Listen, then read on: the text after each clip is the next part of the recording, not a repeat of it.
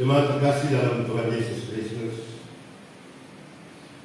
minggu lalu baru saja kita merayakan Jumat Agung, peristiwa kematian Tuhan Yesus di kayu salib. Kita melanjutkannya dengan melaksanakan Paskah, kebangkitan Tuhan Yesus mengalahkan maut dan dosa. Paskah dan kematian adalah sebuah peristiwa penting bagi umat Kristen. Tahapan perjalanan orang Kristen di tengah-tengah kehidupan. Tanpa kematian Tuhan Yesus dan Paskah kita tidak berarti. Kita bukan apa-apa, karena kita tetap menjadi orang-orang pendosa. Kita tidak pernah diselamatkan. Kita tidak pernah diampuni, tapi peristiwa itu membenarkan kita.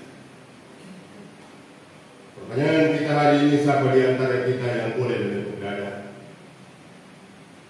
dan mengatakan bahwa saya mampu menyelesaikan persoalan saya, dan saya adalah orang yang kudus dan suci. Saudara terkasih dalam Tuhan Yesus Kristus, tema kita dalam kasih ada pengampunan dan penugasan. Minggu ini kita diajak merenungkan atau belajar tokoh perjanjian baru yang fenomenal, kontroversial, seorang pemimpin yang karismatik. Dia adalah sosok Simon Petrus. Seorang pemimpin yang fenomenal, ialah seorang pemimpin yang luar biasa. Selalu dapat mengatasi masalah secara internal ataupun eksternal di dalam pekerjaan dan lingkungan tugas dan tanggung jawabnya. Sedangkan seorang pemimpin yang kontroversial, dia selalu ingin untuk berdebat, untuk mencari solusi. Sekalipun gagasan atau ide itu salah atau tidak benar, tapi dia mengharapkan bahwa gagasan itu dapat efek balik dari orang yang benar untuk memberikan positif tentang apa yang dikatakan. Bapak, Ibu, dan saudara yang saya kasihi dalam Tuhan Yesus Kristus, sedangkan pemimpin yang karismatik ialah pemimpin yang punya misi depan. Yang apa? Dia memang orang yang mampu memberikan perencanaan yang baik, tapi juga mampu melaksanakan implementasi, sehingga perencanaan itu tidak pernah meleset, selalu tepat dalam kurun waktu yang direncanakan. Bapak, Ibu, dan saudara yang saya kasihi dalam Tuhan Yesus Kristus, lain lagi dengan pemimpin yang karismatik yang saya katakan tadi. Dia adalah seorang sosok yang kuat, matang dalam perencanaan, dan sangat akurasi dalam tindakan. Nanti kita belajar dan kita lihat sosok Petrus ini seperti apa. Dia di kategori pimpinan yang seperti apa? Apa dia mencakup 3 kriteria ini? Atau hanya 1 kriteria yang dia miliki? Ada beberapa catatan Alkitab yang menjadi sampel bagi figur fenomenal Petrus yang kita belajar hari ini. Selain masih banyak ayat-ayat Alkitab yang menulis tentang Simon Petrus. Yang pertama, saudara, Petrus bersama saudaranya Andreas sementara menyebarkan jala, Tuhan Yesus berkata kepada mereka, "Ikut aku. Aku akan menjadikan kamu penjala manusia." Sepatah kata pun tidak keluar dari Simon Petrus. Meninggalkan perahu dan jalannya dan mengiring Yesus di dalam perjalanannya. Matius 4 ayat 18 sampai dengan ayat yang ke-19. Kedua, ketika Tuhan Yesus memberitakan Injil tentang pemberitaan dan penyaliban oleh ahli Taurat dan tua-tua Yahudi, Petrus menarik Tuhan Yesus ke pinggir lalu menegur dia. Ini keras. Matius 16 ayat 22.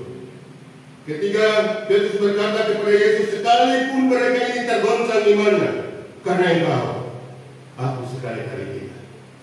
Matius 26 ayat 33. Keempat, ketika Yesus membasuh kaki murid-muridnya dan pada saat giliran Petrus dibasuh, ia menolak. Yesus, engkau mau membasuh kakiku? Dia menolak peristiwa itu. Walaupun dia berhadapan dengan Tuhannya, tapi dia tidak mau Yesus membasuh kaki. Yang kelima, Petrus juga menyangkal Yesus 3 kali ketika Tuhan Yesus ditangkap di Taman Getsemani. Ia mengatakan bahwa ia tidak mengenal Yesus. Sampai ayat berkokok 3 kali bahwa Yesus telah memperingatinya. Matius pasal 26 ayat 69 sampai dengan 73. Yang keenam, Petrus juga yang memotong telinga hamba imam besar yang bernama Malkus dan telinganya putus saat menangkap Yesus di Getsemani. 7. Petrus juga yang meminta kepada Yesus agar dia dapat berjalan di air seperti Yesus, dan memang dia dapat berjalan. 8. Petrus juga yang Yesus berkata kepadanya di atas batu karang ini, aku akan mendirikan jemaatku, dan alam maut tidak menguasai. Kepadamu akan kuberikan kerajaan sorga. Apa yang kau ikat di dunia ini akan terikat di sorga, dan apa yang kau lepaskan di dunia ini akan terlepas di sorga. Bapak, Ibu, dan Saudara yang Tuhan Yesus kasihi, terdapat di dalam Matius 19 ayat 18. Setelah Tuhan Yesus naik ke sorga, Petrus adalah seorang hamba yang setia, mengorbankan nyawanya pada saat memberitakan Injil, dan ia disalibkan, dihukum mati di Roma pada Kaisar Nero. Ketika Yesus harus disalibkan, dia menganggap bahwa dia tidak layak sama seperti Yesus. Dia menolak disalibkan kepala ke atas dan kaki di bawah. Dia ingin kepalanya di bawah dan kakinya di atas. Sebuah tanda, saudara yang saya kasih. Begitu kan? Dia memahami Kristus dalam kehidupan. Beberapa ayat Alkitab di atas dan sejarah kematian Petrus, maka kita dapat simpulkan dan menjadi seorang tokoh Alkitab yang berkarakter dan sangat mengasihi Yesus. Petrus adalah murid Yesus yang militansi. Orang yang militansi sudah takut. Dia sulit ragu. Dia maju, walaupun dalam keterbatasan. Dia melakukan segala sesuatu yang dipercayakan kepadanya, walaupun itu berat. Walaupun tantangan itu mempersulitnya, tapi dia tahu pendampingan Yesus yang berkuasa akan memampukan dia berjalan di atas tantangan. Pertanyaan Bapak dan Ibu, apakah dengan kesalahan Petrus dia ditolak? Dia dibenci. Tuhan Yesus tidak mungkin meninggalkan Petrus. Ia sangat yakin. Ia juga tahu bahwa Tuhannya Maha Pengasih dan Penyayang. Tidak membiarkan Petrus berada di dalam ketakutan, kekurangan, dan kelemahan. Ini keyakinan personal. Keyakinan pribadi tidak dapat diukur oleh siapapun. Tidak dapat diukur oleh kolektivitas kita semua. Tidak dapat diukur oleh jabatan. Tidak dapat diukur oleh kekuasaan. Tapi ini mempertaruhkan imannya di hadapan Tuhan. Bapak, Ibu, dan saudara-saudara yang Tuhan Yesus kasihi, Petrus sendiri membutuhkan pemulihan. Petrus sendiri membutuhkan perbaikan di dalam dirinya. Dia menyadari secara sepenuhnya bahwa apa yang terjadi dengan dia dalam penggembalaan antara Tuhan Yesus dengan Petrus memang ada kesalahan. Memang ada kekurangan. Memang ada hal-hal yang menyakiti Tuhan. Maka dia tidak pernah menyangkal itu. Bahkan dia tidak pernah menolak itu. Tapi dia mengikuti Yesus sampai pada penggembalaan. Bapak Ibu dan saudara-saudara yang saya kasihi dalam Tuhan Yesus Kristus, Petrus memang harus ditolong. Petrus memang harus diampuni. Petrus harus menemukan jati dirinya kembali sebagai seorang percaya dan seorang hamba Tuhan. Bapak Ibu dan saudara, sepele sekali renungan firman Tuhan pada saat itu. Tapi kalau direnungkan secara mendalam, dan kalau kita menemukan jati diri kita sebagai orang Kristen, sebagai orang percaya, sebagai hamba Tuhan, kita memiliki makna, arti yang paling besar, arti yang paling mendalam. Bahkan kuasa Allah itu mengalir dalam kehidupan kita. Saya harap kita datang ibadah pada saat ini tidak sekedar menjadi orang percaya saja, tidak sekedar menjadi rutinitas di dalam kehidupan kita, tapi dia lebih daripada itu, karena Yesus mengorbankan segalanya bagi kita. Kita masuk pada penjelasan teks. Satu, sebelum kita datang pada pembacaan kita hari ini, kita mencoba memahami pertemuan awal Yesus dengan semua murid-murid. Mereka pergi menjala ikan di pantai Danau Tibeриas. Semalam-malaman mereka tidak mendapat ikan seekor pun. Yesus berdiri di pantai itu dan bertanya kepada mereka, apakah ada lauk pauk pada mereka? Mereka menjawab Yesus, tidak ada. Yesus memerintahkan mereka untuk tebarkan jala di sebelah kanan perahu. Mereka mendapat ikan yang banyak. Mereka tidak mampu menarik ikan itu dari jala itu. Terdapat dalam Injil Yohanes 21 ayat 5 dan ayat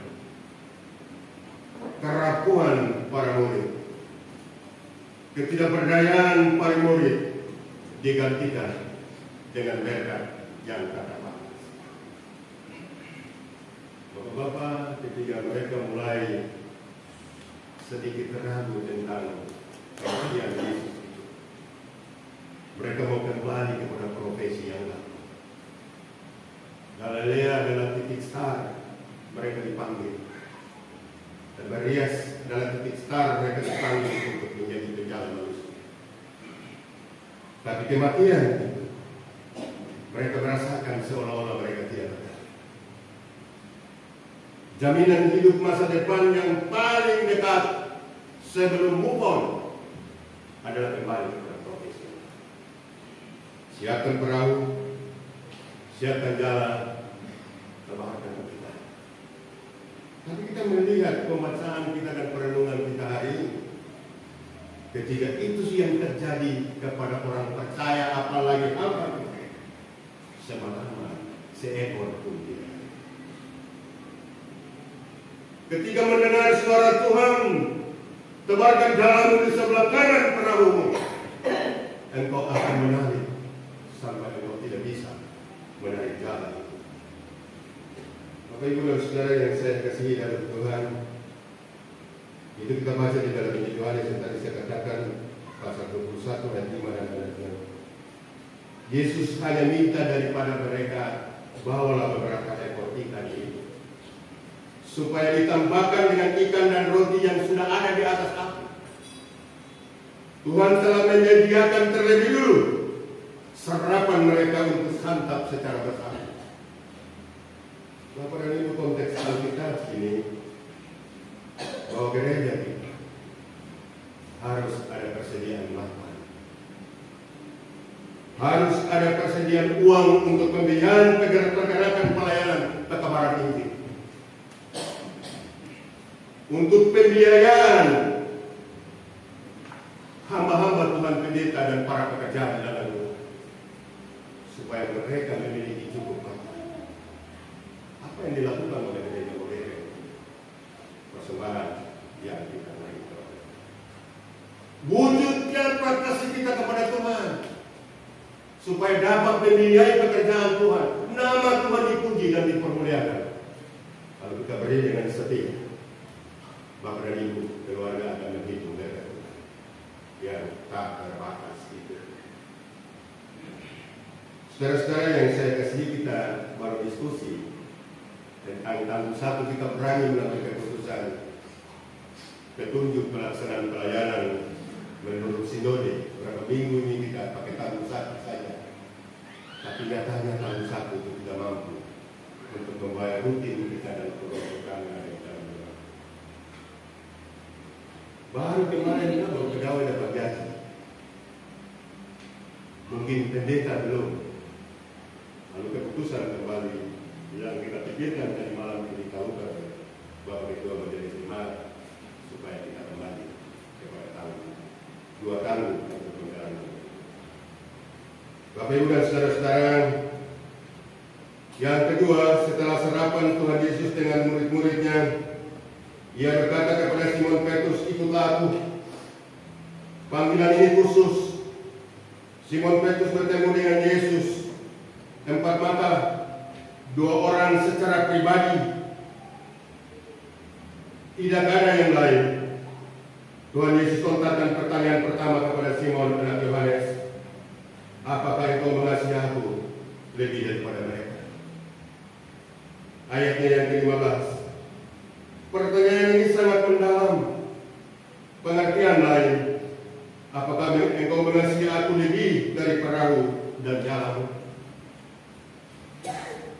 Jawab Petrus kepada Tuhan, "Tuhan, aku mengasihi engkau." Maknanya harta jabatan dan pekerjaan selalu menyikat perhatian kita,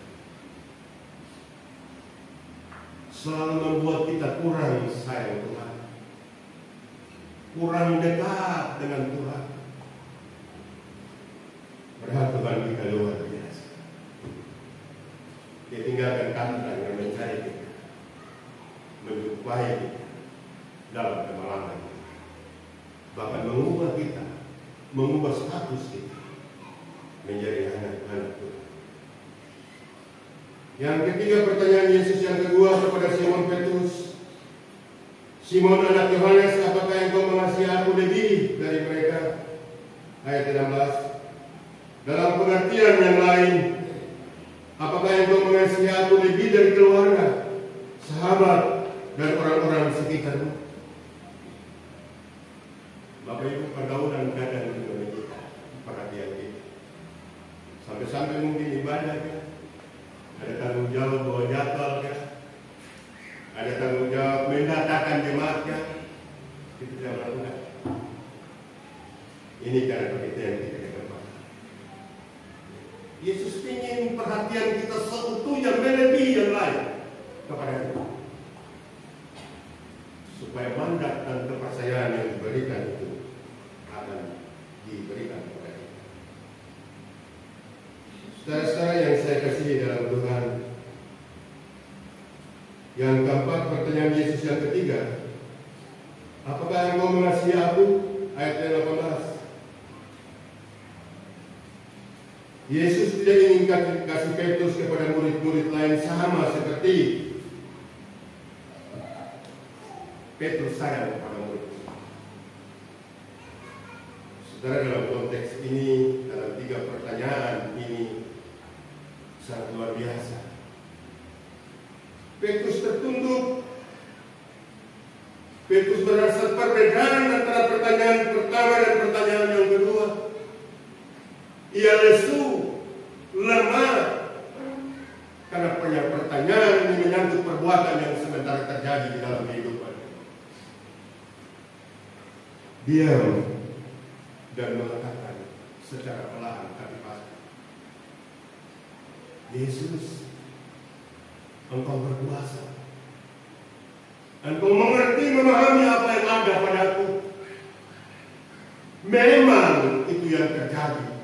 Tidak tersirat dalam Alkitab ini kalau kita berpikir secara konkret konteks pembacaan.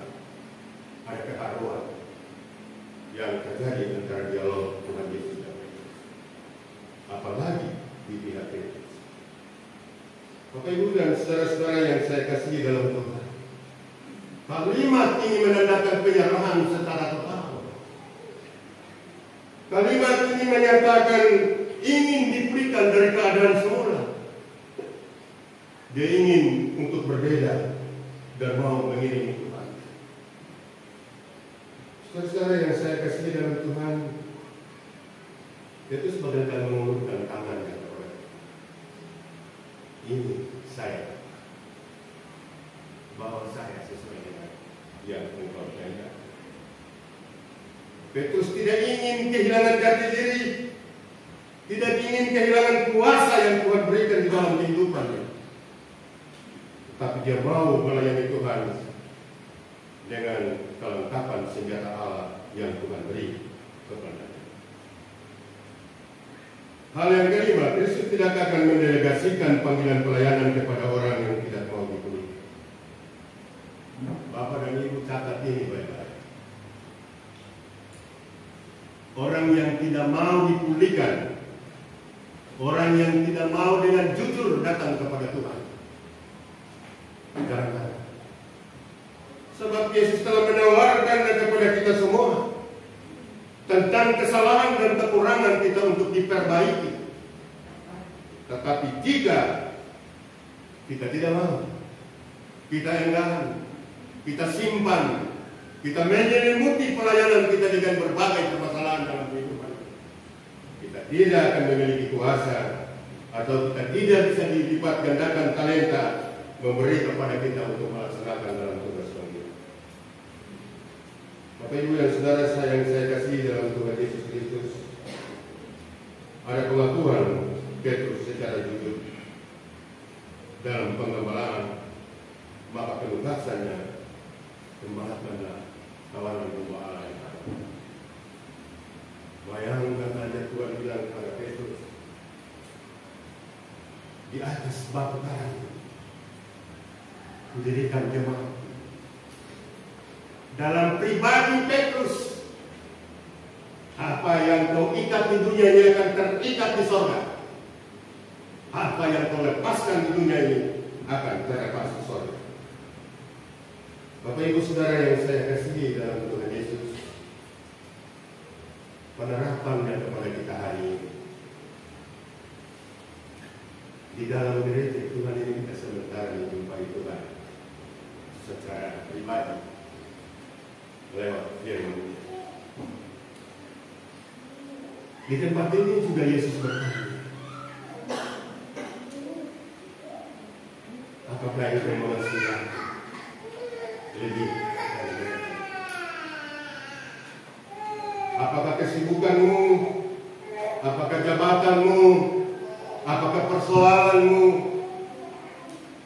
engkau sementara menggulutinya sampai engkau melupakan? Saudara yang saya kasihi dalam Tuhan, Tuhan Yesus memulihkan keadaan Petrus, berarti dia juga mau kita dipulihkan.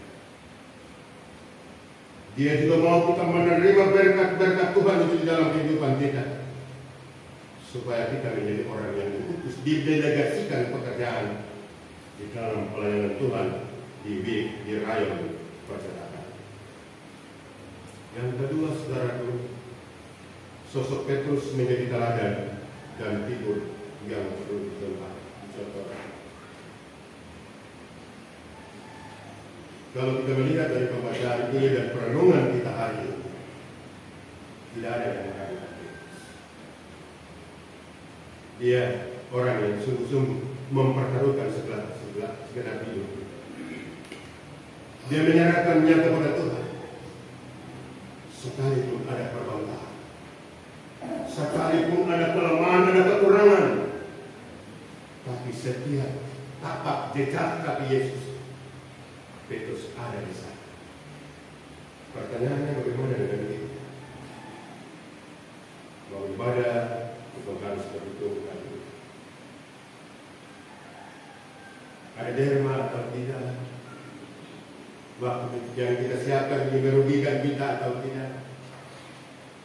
Segala hal kita pertimbangkan dalam kehidupan ini, sehingga sukar kita mengambil keputusan yang tepat untuk mengasihi Tuhan. Yang ketiga, Bapak dan Ibu, hamba Tuhan serta jemaat perlu pengakuan terbuka dan jujur kepada Yesus, supaya dipulihkan dan didelegasikan tugas penjagaan kawanan ibadah. Tadi saya sudah bilang kalau masih ada pergumulan yang diakumuli dalam kehidupan kita, jangan simpan. Sebenarnya konsep iman Kristen itu sangat mudah dan baik, tetapi perlu kita bertanggung jawab dalam kehidupan kita. Datang saja kepada Tuhan. Tuhan, saya sudah salah. Saya sudah melakukan perkara yang menyakiti hati. Saya rindu dipulihkan. Pulihkan saya supaya kedelegasian Tuhan menjadi orang percaya dari pengutusan Tuhan dalam rangka melayani. Saya terus melayani dengan setia, tapi melipat ganda talenta dalam kehidupan kita. Bapak dan Ibu yang terakhir, turut serta. Jemaat adalah peran penting dalam pembangunan pemberitaan firman Tuhan dan pembangunan penjagaan kawanan jemaat. Tanpa jemaat, pendeta dan majelis jemaat tidak dapat melakukan apa-apa. Karena pembiayaan pelayanan itu datang dari jemaat dengan persembahan jemaat. Kita tidak semua punya talenta untuk memimpin Tuhan. Kita tidak semua bisa melakukan pekerjaan Tuhan serentak. Semua talenta kita bisa melaksanakan. Dan kita punya masing-masing yang Tuhan sudah berikan. Yang paling bisa bagi kita, kalau kita memberi persembahan dengan Tuhan, maka persembahan itu akan dipergunakan untuk memperluas pekerjaan Allah di jemaat GKI Pengharapan Unit atau Rayon Percetakan, di Klasis Pernombai, di Sinodal Tanah Papua, tapi juga di dunia. Kita renungkan firman Tuhan di pagi hari ini. Apakah kita mengasihi Tuhan dalam kehidupan kita sebagai orang percaya dan sebagai anak Tuhan? Tuhan Yesus menyempurnakan firman-Nya